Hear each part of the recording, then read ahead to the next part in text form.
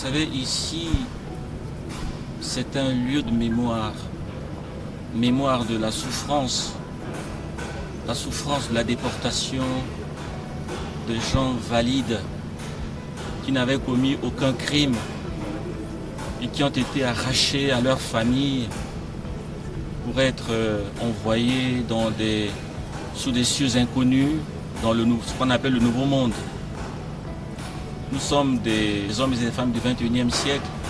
Nous n'avons aucune idée de la souffrance que ces gens ont pu endurer ici.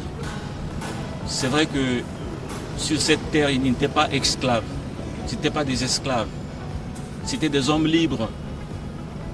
C'est dans le Nouveau Monde, dans les Amériques, dans les Caraïbes, au Brésil, en Colombie, à Cuba, aux États-Unis, qui sont devenus des esclaves.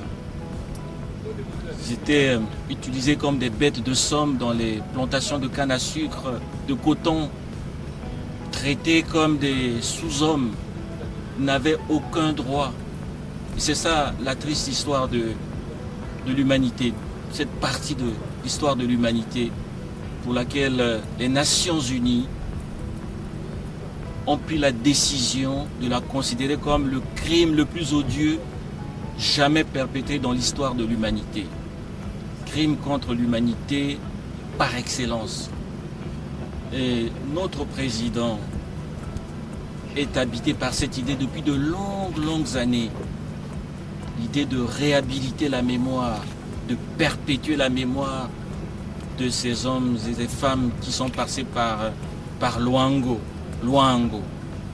ici à quelques encablures de Pointe-Noire. Ce projet a été porté par les Nations Unies, par l'UNESCO pendant de longues années. Nous-mêmes y avons travaillé, en toute humilité, y avons travaillé avec le président Jean-Pierre Cissé Chikaya ici, à Pointe-Noire et dans le Kouilou, avec l'ancien ministre Henri Ossébi.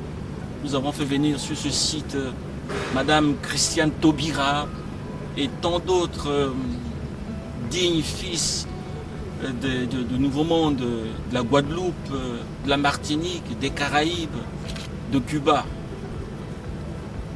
Et voilà que ce projet a pris corps et ce musée est en train de naître sous nos yeux. Le bâtiment, en tout cas, il est sorti de terre